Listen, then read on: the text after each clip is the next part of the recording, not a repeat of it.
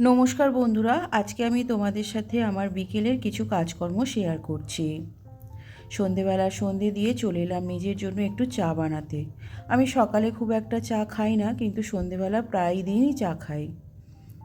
চাটা খেয়ে চলে এলাম রাতে রান্না করতে। আজ রাতে বানাবো ডাল আর রুটি। ডালটাকে খুব ভালোভাবে ধুয়ে প্রেসার কুকারে একটা সিটি দিয়ে নেবো, তাহলে ডালটা খুব তাড়াতাড়ি সিদ্ধ হয়ে যাবে। এদিকে কুকারে ডালটা সিটি দিতে বসিয়ে দুপুরের সমস্ত ধুয়ে রাখা বাসনকুসনগুলো সুন্দর করে গুছিয়ে রাখলাম। বাসন গোছাতে গোছাতে ডালটাও আমার সিটি পড়ে গেছে।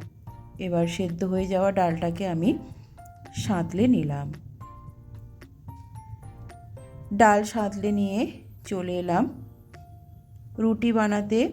রুটির জন্য আটাটাকে আমি আগে থেকে মেখে রেখেছিলাম। এবার শুধু রুটিটা বেলে ভেজে নেওয়ার পালা। আমার এই ছোট্ট ছোট্ট মিনি ব্লগ তোমাদের কেমন লাগে অবশ্যই জানিও। যদি ভালো লাগে তাহলে চ্যানেল সাবস্ক্রাইব করে পাশে থাকার জন্য অনুরোধ রইল। এদিকে রুটিগুলো আমার ভাজা হয়ে গেছে। রান্নাবান্না কমপ্লিট করে আমি চলে এলাম বিকেলের সমস্ত ধুয়ে রাখা কাপড় চোপড়গুলো গোছাতে।